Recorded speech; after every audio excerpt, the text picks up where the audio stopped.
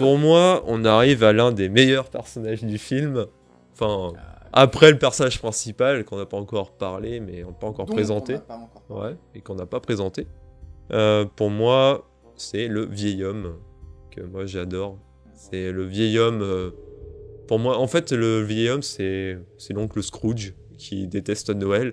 Sauf que là, au lieu de détester Noël, il déteste Halloween.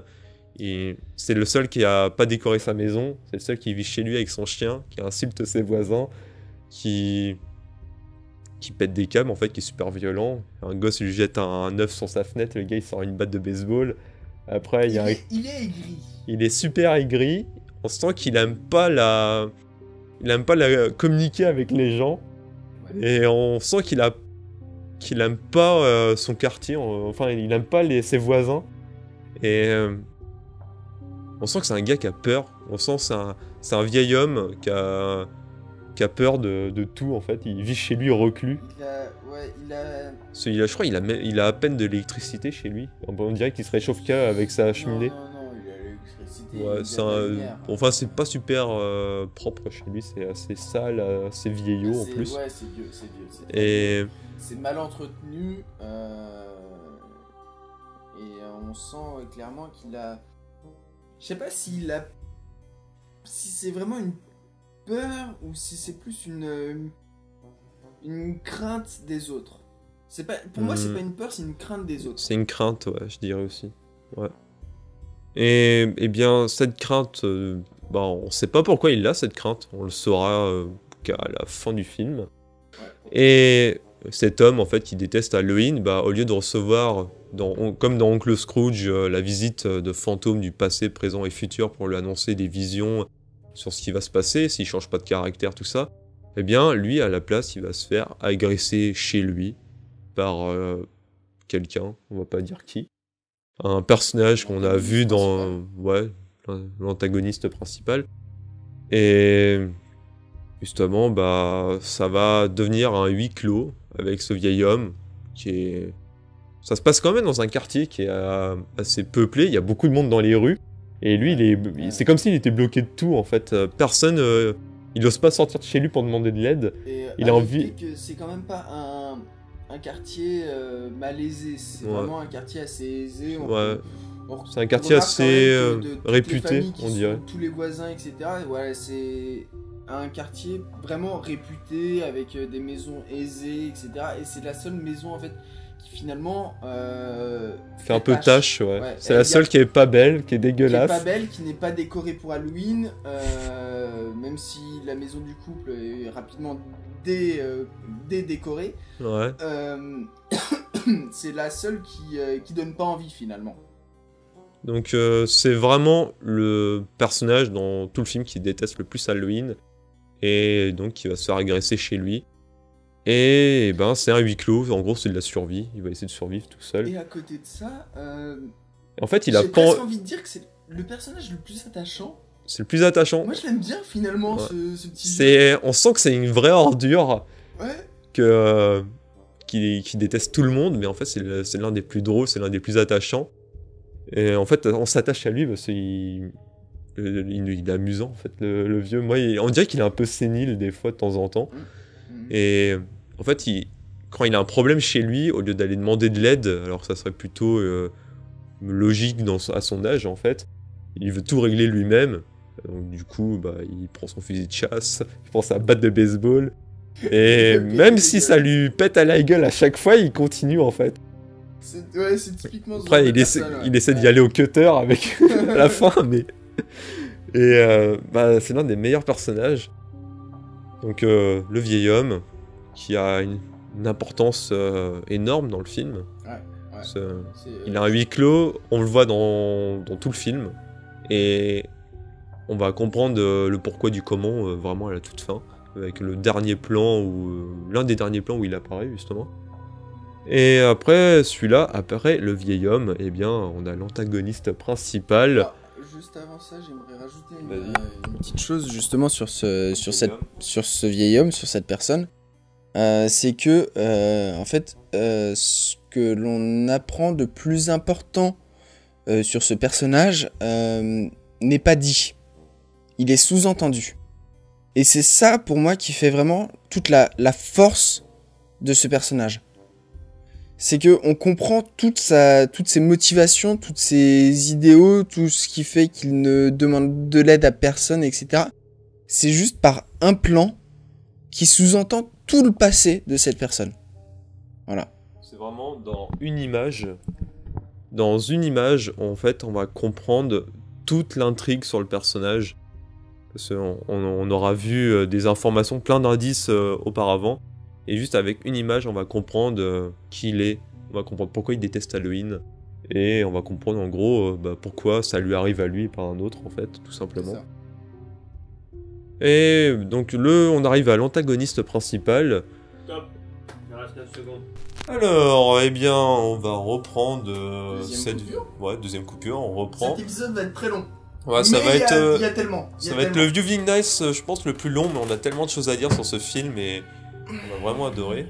T'as pas encore assez bu, toi? Non, jamais. Alors, on remercie notre Quentin, qui est derrière la caméra, qui s'occupe des coupures, qui est notre assistant caméraman pendant que Brice n'est pas présent, malheureusement. Et il dort. Ouais, il dort. Il dort. Ah, dommage. Alors, bah tiens, si on regarde cette vidéo un jour, on lui fait un petit coucou, tout ça. Non, on s'en fout. On arrive à notre antagoniste principal, qui est donc un enfant, a priori, avec un masque sur la tête, et en fait, cet enfant, bah, il va apparaître dans tout le film. Dès le début, on sent que le gamin, il est creepy, déjà. Quand tu le vois, il traîne un sac, là, et quand il tape son sac dans les marches en descendant, t'entends des bruits de chatons dedans. Je l'ai pas entendu, mais... Ouais, ça, j'ai adoré. Je te fais confiance, ouais. On entend des chatons qui miaulent quand il descend les marches avec son sac de... chelou, sac à patates. Ouais, on dirait un sac à patates, on suppose qu'il y a des bonbons dedans, mais en fait, pas du tout. Et, c'est des bonbons, pour certains. Ouais. Et justement, ce personnage, qui est en retrait, qui est un observateur du début à la fin du film, va prendre d'un coup une importance vraiment folle dans le film. Ouais. Et en fait, toute l'intrigue va tourner sur ce personnage, quasiment. C'est... Pour pas trop en dire, il sera partout et nulle part à la fois, on va dire. Et ce personnage, va rencontrer tous les autres personnages. Ils vont pas tous faire attention à lui. Juste certains vont y faire attention. Et il a assez creepy, il a l'air quand même assez mignon et sympathique. Et en fait, c'est peut-être le pire personnage de tout le film. Je pense que c'est celui, il faut vraiment pacifier, et en fait, je pense que c'est l'un des plus pires monstres du film, en fait, le machin. Et voilà, c'est... Comme on l'a dit, il faut pas se fier à ce qu'on voit, et en fait, ce gosse, putain, il est violent, quoi. Donc, voilà. Conseil, ne jamais accepter une friandise de ce personnage. Ouais. Surtout avec sa sucette en forme de citrouille qui se balade. Moi, je pensais à la barre chocolatée. À la barre chocolatée, oui, c'est vrai. C'est vrai. Bref, ce personnage est super cool. Il n'a aucun dialogue. Dans tout le film, il n'a aucun dialogue. Il n'a pas d'expression. Il est toujours masqué. Il enlève son masque à la fin, et encore, il est contraint à l'enlever. Et ça dure pas longtemps. Et il parle jamais, et pourtant on s'attache à ce personnage. On aime bien le suivre, en fait c'est un peu les petites aventures de l'enfant masqué. On sourit à chaque fois qu'il apparaît à l'écran, en fait. C'est une mascotte. Ouais, c'est la mascotte du film. Ça c'est sûr, hein, c'est pas caché, c'est la mascotte du film Trick or Treat. De toute façon, il est sur la jaquette DVD, il est sur la pochette du CD avec la bande son originale du film. Il est même sur le vinyle avec toute la bande son qui a été éditée aux États-Unis. Il est même, je crois, sur la couverture du comics aussi. Ils ont fait un comics. Faudrait on va en parler après. Et voilà, cet enfant, c'est la mascotte. Et il a une importance de dingue. Au début, on s'y attend pas. On pense qu'il est juste là pour faire joli, en fait. Avec les autres enfants, quoi. Ouais, on pense c'est un enfant qui fête Halloween comme tout le monde. Et au final, c'est pas le cas, en fait. Et voilà. Je pense que la moitié des gens qui ont regardé cette vidéo ont sûrement compris. On a disséminé quand même quelques indices sur l'intrigue et je pense que les gens vont comprendre quelques éléments du scénario quand même. Ça peut être intéressant d'avoir un petit point de vue justement de ce que les personnes ont pu comprendre par notre vidéo et de ce qu'elles ont compris après avoir vu le film. Avoir un lien entre les deux, voir... en gros, vous avez qu'à écrire un commentaire. Vous dites voilà ce que vous avez pensé de notre vidéo, ce que vous en pensez, de notre critique. Enfin, c'est pas vraiment une critique, en fait, on partage plutôt un film. Ouais, moi, j'ai pas l'impression de critiquer des films. Moi, sur ma chaîne, je partage des connaissances, tout simplement. Des découvertes. Et bien, dites-nous ce que vous en avez pensé en regardant la vidéo. Après, regardez le film. Dites-nous ce que vous avez pensé du film après. Et si le film vous plaît, tout simplement. Et après tout ça, eh bien, on va parler de l'atmosphère générale du film. Et en gros, bah, l'esprit d'Halloween, vraiment l'ambiance américaine d'Halloween, comment elle est bien retranscrite. Eh bien, pour moi, sur tous les films que j'ai vus qui sont dédiés à Halloween, il y en a pas mal. Hein. Le film Halloween de Carpenter, il y a La Nuit d'Halloween, un film de merde. Enfin, c'est pas un gros film mauvais, mais il est quand même assez pourri quand même, faut l'avouer. Il y en a plein d'autres. Il y a tous les Halloween, hein. Il y a Carpenter, mais après il y a tous les autres. C'est pas lui qui les a réalisés, mais il y en a plein. Il y a eu quoi d'autre comme film sur Halloween Alors, l'esprit d'Halloween, bah du coup ce film c'est le meilleur dans le genre, je trouve. On sent vraiment qu'il y a une fête d'Halloween, on sent qu'il y a une ambiance derrière. Ouais, de tous ceux que j'ai vus qui avaient vraiment de tous ceux que j'ai vus qui avaient vraiment cette volonté de retranscrire l'ambiance d'Halloween ou de se baser au moins là-dessus, c'était le seul qui, même si c'est secondaire, arrivait à retranscrire vraiment cette volonté de fête d'Halloween. C'est pas juste un événement dans ce film. C'est vraiment une fête. C'est une tradition, une fête. On voit que toutes les maisons sont décorées. Les rues sont envahies de personnes costumées. On voit vraiment qu'il y a une volonté de tous les habitants pour faire en sorte que cette fête-là soit vivante, finalement. Pour une fête des morts, ça représente vraiment la volonté initiale d'Halloween, d'être vivant pour honorer les morts. Et d'avoir vraiment beaucoup de couleurs, d'avoir les citrouilles, etc. C'est vraiment cette volonté-là de faire quelque chose de vivant, de quelque chose d'inerte. En fait, c'est une soirée qui est chaleureuse. On sent qu'il y a une soirée chaleureuse, en fait, t'as envie de participer à la fête. Ouais. Tu sens que tu vas rencontrer des gens. On se dit en regardant le film qu'on rate quelque chose, à ne pas y être. Ouais, ça c'est sûr. Ouais. On a envie de participer à cette soirée.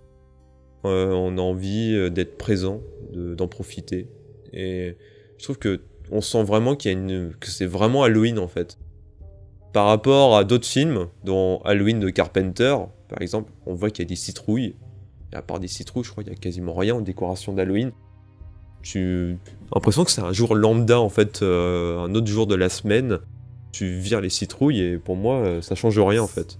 Ça fait un peu plus ambiance sombre et slasher. Je pense que c'est une volonté. Là, effectivement, c'est vraiment un film d'ambiance. Et pour le coup, l'ambiance y est vraiment. Ouais. Après, dans d'autres films...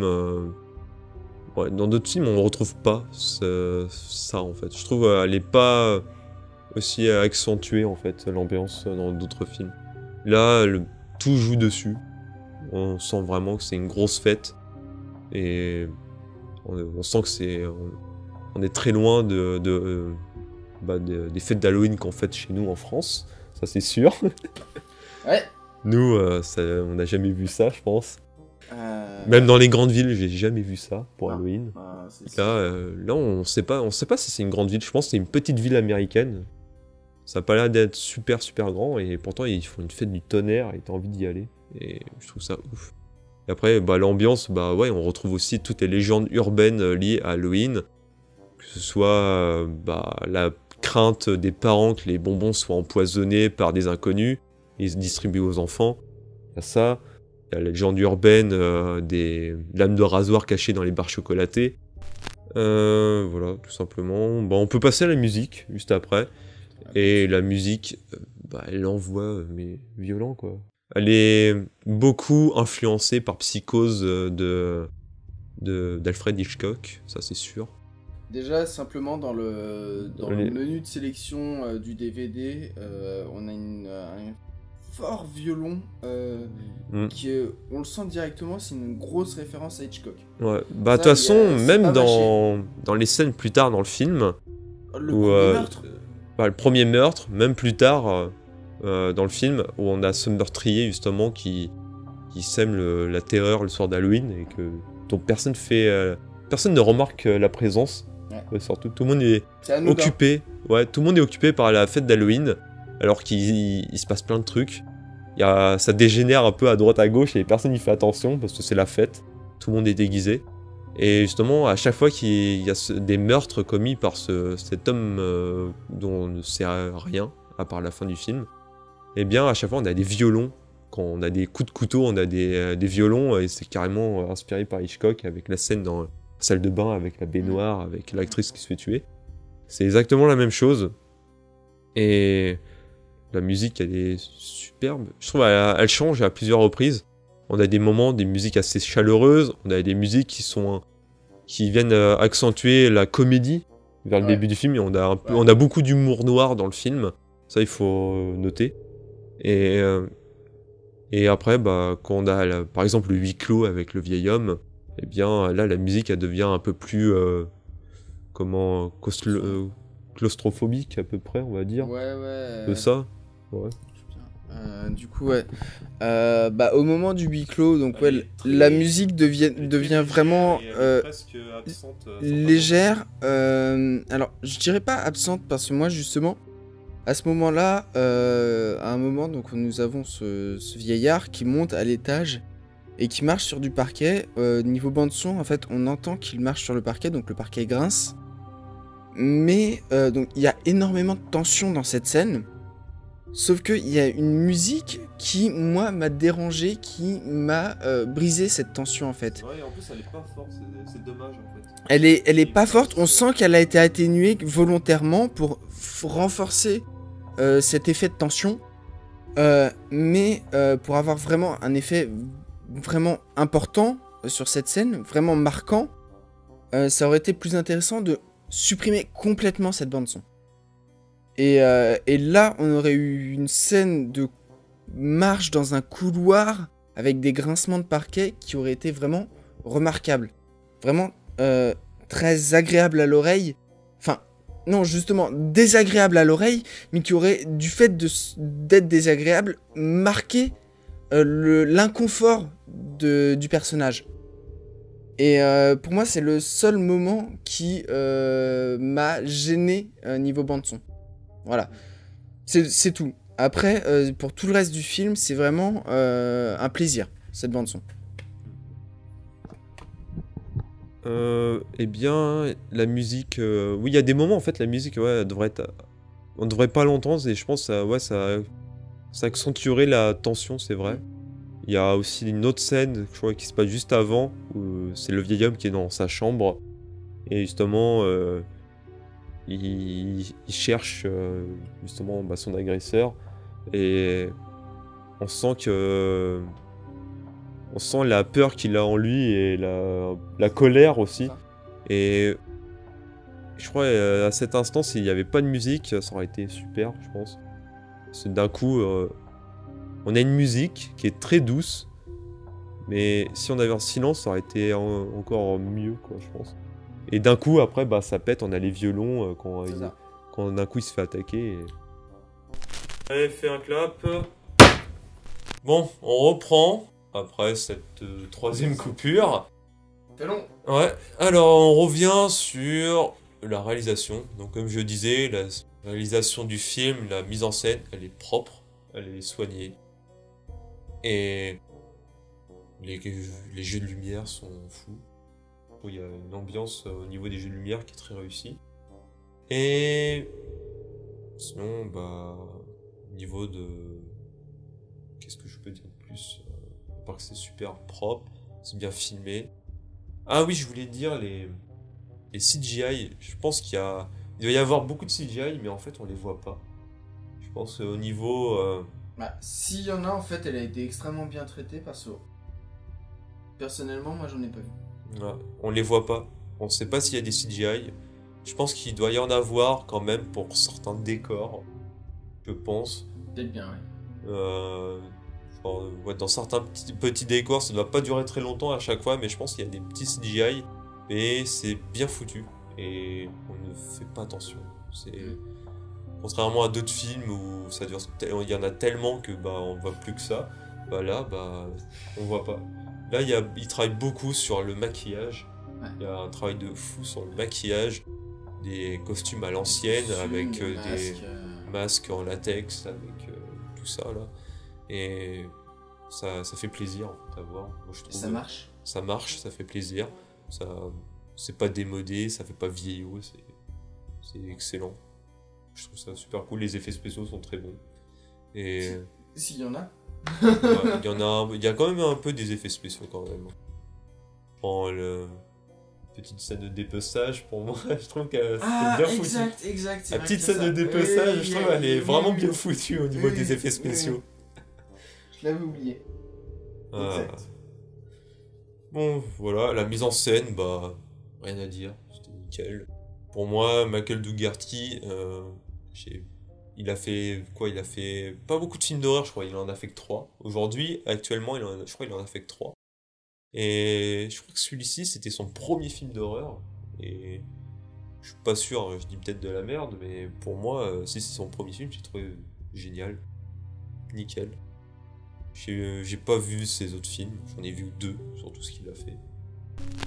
Et bien, pour continuer, avant d'arriver à notre fin de Juvie Night, il faudra bientôt qu'on finisse hein, quand même. Parce que ça va faire, on est parti pour 1 heure de vidéo quand même. On aimerait bien dormir à un moment quand même. C'est vrai. Eh bien, avant, on fait un dernier petit point sur la mise en scène. C'est que je trouve que le film est construit comme un comics américain. L'intrigue s'est construite comme un comics américain. Il y a beaucoup de références aux comics, que ce soit au niveau de la construction, le générique. Genre la construction, où on a les cases de bulles, où ils te disent précédemment, plus tard, ou ce genre de choses. Et on a un générique avec justement un comics. Là, ça fait référence à Creepshow, justement, au film Creepshow, avec l'enfant qui lit un comics et les histoires prennent vie. C'est la même chose. Là, on a un générique avec des comics, et justement, je crois les extraits des comics, c'est des événements qui vont apparaître dans le film après, si je me souviens bien. Ou c'est juste des images, justement, de l'intro avec le meurtre de la fille du couple, je me souviens plus exactement. Et après, l'histoire, l'intrigue, c'est construit comme un comics. C'est un film comme Creepshow avec plusieurs intrigues, mais c'est construit, c'est bien construit, c'est construit différemment, et en fait on sent que tout est impliqué. Il y a beaucoup de personnages, mais tout est impliqué ensemble en fait. Tout est lié, et c'est mieux amené en fait. Je trouve que c'est mieux amené que des films comme Creepshow où t'arrives à la fin d'une histoire, bah c'est fini et d'un coup tu passes à la suivante. Et comme les Contes de la Crypte, un peu comme les films des Contes de la Crypte. Et pour finir, eh bien, était-ce une bonne surprise? Eh bien, pour ma part, c'était une super surprise. J'étais content de revoir ce film, deuxième fois, toujours aussi surpris, toujours aussi heureux en fait de l'avoir vu. Ouais, bah carrément, c'était une extrêmement bonne surprise même pour moi. C'est vrai que le personnage principal, donc, qui est cette petite mascotte à tête de sac finalement, hein. Voilà, et attachante, même si on la voit pas beaucoup, même si elle bouge pas beaucoup, jusqu'à la fin en tout cas. Et finalement, ouais. Cet enfant est vraiment, c'est un enfant quoi. En fait, on peut pas trop le détester. En fait. Bah ouais, c'est un enfant, il fait rien pour être méchant. Il est très attachant. Son costume est génial. Franchement, ouais, il est simple, mais un petit pantalon, je crois. Ouais, c'est une sorte de grenouillère orange avec un sac rond sur la tête et puis c'est marre quoi, avec 2 boutons pour les yeux et puis c'est tout. Et de la couture au niveau de la bouche, mais voilà. Et il y a vraiment beaucoup de travail derrière ce film. C'est vraiment une bonne surprise. Voilà. Eh bien, on a fini, enfin. On a fini The Viewing Night sur Trick or Treat. On va pouvoir dormir. Alors, pour ceux qui veulent regarder Trick or Treat, eh bien, regardez le film de 2007. Parce qu'il y a un autre film qui s'appelle Trick or Treat, et qui est sorti dans les années 80, et c'est une histoire d'horreur qui n'a aucun rapport avec Halloween. Si je me souviens Mais bien. regardez-le quand même. Ouais. Si ça se trouve, il passera dans un... C'est une histoire... il passera pas dans un face caché. Il est sympathique, mais ça n'a aucun rapport avec Halloween. C'est un film qui s'appelle Trick or Treat, où simplement l'histoire, c'est un mec qui trouve un vinyle d'un groupe de rock inconnu. Et en fait, il écoute le vinyle à l'envers, et ça provoque une incantation. Et ça fait apparaître un démon métalleux rocker un peu bizarre qui va essayer de le buter. Ah, les CD à l'envers. Ouais. Et du coup, bah, ce film est sympathique, vous pouvez le voir. Mais voilà. Pour revenir à Trick or Treat, bah, regardez-le. Dites-nous ce que vous en pensez. Dites-nous si notre vidéo vous a plu, si elle vous a intéressé, si vous l'avez regardé jusqu'à la fin aussi. Même si elle est un peu longue. C'est vrai. On aime bien savoir si les gens regardent jusqu'à la fin de nos vidéos aussi. Et après, bah, regardez le film. Dites-nous ce que vous en pensez, si vous a plu. Voilà. Je pense qu'il n'y a pas grand chose à dire de plus sur le film. Si tu m'as dit tout à l'heure qu'ils continuaient d'alimenter quand même la page Facebook. Oui. Les réseaux sociaux. Ils ont une page Facebook. Trick or Treat a une page Facebook qui est... Ça c'est étonnant pour un film de 2007. Contrairement à d'autres pages Facebook qui sont contrôlées par soit des fans ou soit par des types qui font ça juste pour le plaisir. Des fois, tu as des pages sur un thème et en fait, c'est hors sujet. Les mecs, ils posent des trucs complètement hors sujet. Là, Trick or Treat, il est sorti en 2007. Ils ont une page Facebook qui est encore d'actualité. Et ils mettent des contenus encore tous les ans. Chaque fois, il y a des nouveaux contenus. Et là, bah, justement, pour Halloween, cette année, ils ont mis une annonce qui m'avait fait assez rire. Où ils proposaient une publicité pour un concept pour, en gros, acheter des rideaux, en fait, des toiles à accrocher à vos fenêtres et à vos portes pour la soirée d'Halloween, avec un rétroprojecteur, justement, qui projette des images sur ces toiles, qui sont justement des scènes horrifiques, genre des ombres qui se plantent à coups de couteau, ce genre de choses. Et c'est vraiment génial, moi j'ai trouvé ça vraiment génial. Pour les nouvelles sur le film, la distribution dans les autres pays, je crois que pour l'instant on n'a aucune nouvelle, je crois qu'ils ne donnent rien. Ils ont fait beaucoup de produits dérivés, mais pour l'instant le film est distribué que dans leur pays. Moi je l'ai importé des États-Unis, ça m'a pas coûté très cher, le film il vaut plus grand chose aujourd'hui. Il a moins 10 €, je crois, pour la plupart des sites. Et du coup, n'hésitez pas, vous savez qu'à le commander, regardez-le autrement si vous pouvez, également. Et voilà, tout simplement. Pour la suite de la chaîne, eh bien, qu'est-ce qu'on prévoit ? On prévoit sûrement un autre Viewing Nights dans une semaine. Mercredi prochain, je pense, je vais essayer de faire un truc. Sûrement un autre Viewing Nights encore la semaine suivante. Et en fin de mois de novembre, la face cachée du cinéma est déjà prévue. La moitié est déjà écrit. Rien n'est encore tourné. Rien n'est préparé. Bon, ça c'est comme d'habitude. Hein. On se prépare au dernier moment, quoi. Oui, je me prépare au dernier moment. Et sinon, à part tout ça, on va essayer de faire la même chose en fin d'année sur un autre film du même réalisateur. Et voilà, on verra si vous êtes là, on le fera. Si vous êtes là pour le regarder en tout cas. Voilà, tout simplement, on a fini. Et bien, sur ce, je vous dis bonne soirée à vous, à la prochaine. Moi, je vous dis en décembre. En décembre, ouais. On me fera peut-être venir Brice, tiens, si on y arrive. C'est dur. Ouais, on verra. À la prochaine.